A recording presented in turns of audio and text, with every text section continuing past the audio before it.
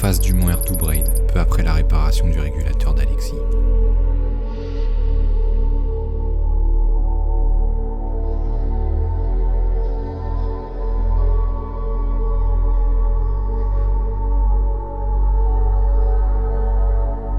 Cette panne n'a pas arrangé notre problème d'avancer sur l'itinéraire. Mais c'est comme ça, on doit composer avec l'imprévu. On va quand même se fixer un objectif pour cette nuit.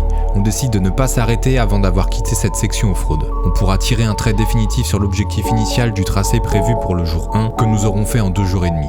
En espérant ne pas avoir de problème d'ici là, bien sûr. Mais avant ça, on a un autre gué à franchir. À mon avis, celui-là, il est trompeur. Il faut le prendre comme ça, lui. Il y a un de ces courants, mon gars. Je sais pas, je le sens moyen. De toute façon, faut qu'on passe. Ouais, je sais. Normalement, tu veux que j'aille? Non, je vais tester. Ouais, si ça passe ou pas. Je vais voir. Mettez-vous en sécurité. Allez, quand même, au cas où.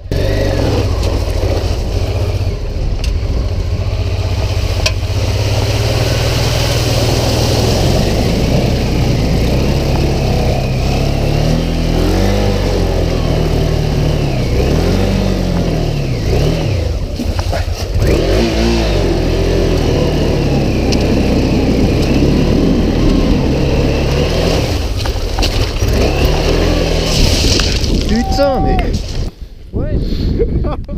Putain, il l'a fait. Tout là, c'est tranquille. Au milieu, avec le courant, ça creuse un peu. Donc là, il faut que tu soudes un peu, tu vois.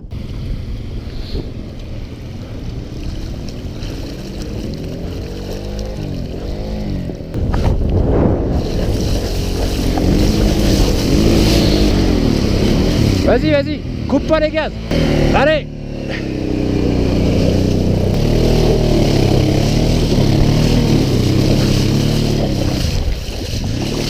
Lourd. T'as vu, c'est plus clair vu d'ici.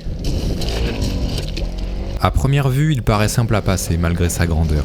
Mais arrivé au milieu, on s'enfonce littéralement car la couche de cailloux se fait embarquer par le courant. Du coup, on manque de stabilité. Mais c'est le seul passage possible à moto car sur la partie gauche et centrale de ce gué-là, il y a trop de différence de niveau d'eau. C'est la noyade assurée.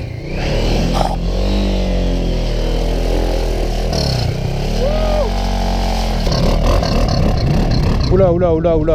La flotte, hein. Il a pris l'eau là. Ouais, il a pris l'eau. Pas trop près du bord, hein. Faut faire dis-leur pas trop près du bord parce qu'après il y a un creux. You've got to take on the left, not too much on the left. Here, at the middle of the yellow line, and after you go straight. Stay on the first gear and play with the clutch, you know. Qu'est-ce qu'il y a, ça marche pas? Putain, on est maudit, c'est pas possible. Le problème d'embrayage de la moto de Balou s'est aggravé et maintenant il ne peut même plus avancer. Check en bas s'il n'est pas dévissé au niveau du réservoir, s'il est bien réglé. Après avoir rebidouillé les câbles d'embrayage de la moto de Balou, on repart pour 80 km de off-road. Il est 23h30 et je sens que la nuit va être longue. C'est reparti? Allez, hein. Oh, c'est pas terrible ça. Mais là il va le flinguer de son embrayage.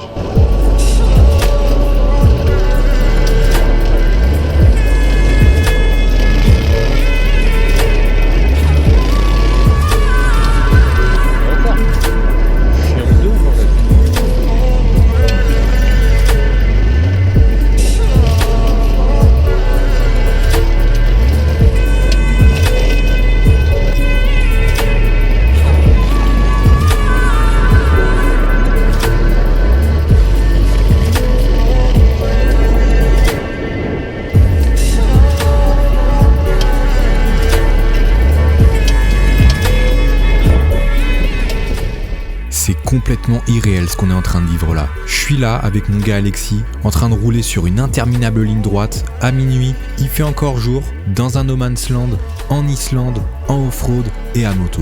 Je t'avoue que j'ai du mal à réaliser tout ça. Tout est si différent de chez nous ici.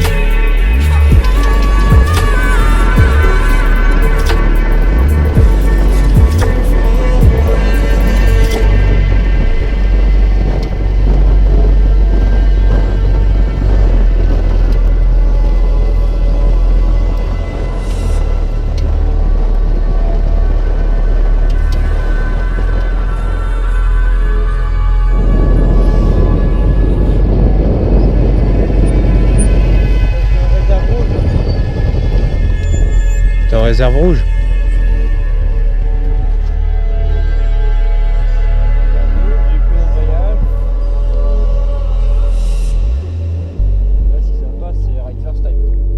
Ah bah va falloir, de toute façon on n'a pas le choix. On n'a pas le choix. Bon bah c'est parti les gars. On va étudier ça. Attention Alexis.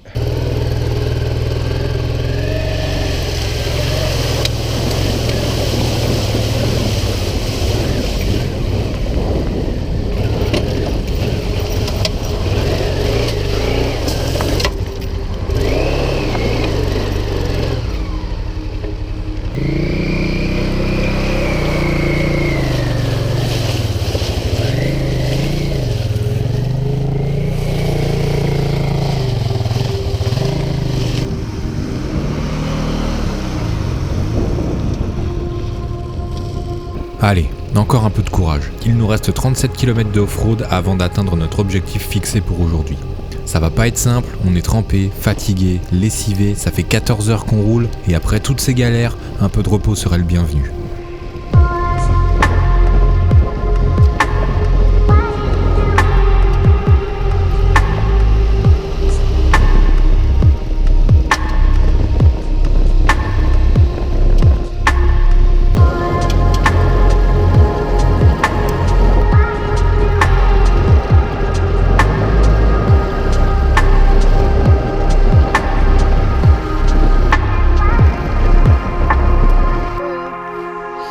Il y a la lune, il y a le soleil. La sensation que l'on ressent à ce moment-là est indescriptible, je t'assure. On est perdu dans l'immensité et on n'a plus aucune notion du temps.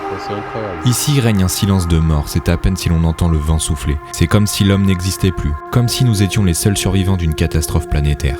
Je vais te dire une chose, que tu sois motard ou non, passionné de voyage ou pas, que t'aimes le off-road ou pas, t'es obligé de venir au moins ici une fois dans ta vie avant de disparaître. Il faut que tu constates tout ça par toi-même, vraiment.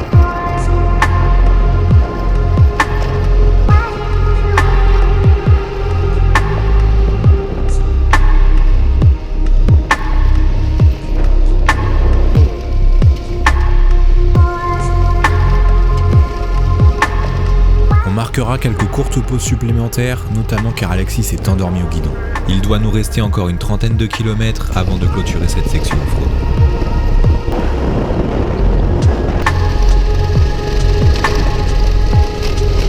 C'est tellement lourd.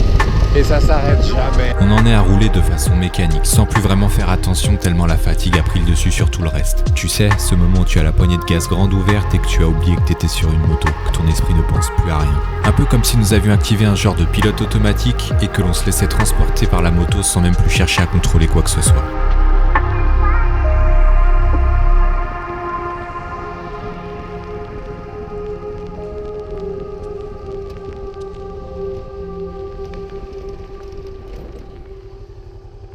Ah, du bitume. Yes. Putain. Lourd. Bitume, mon gars.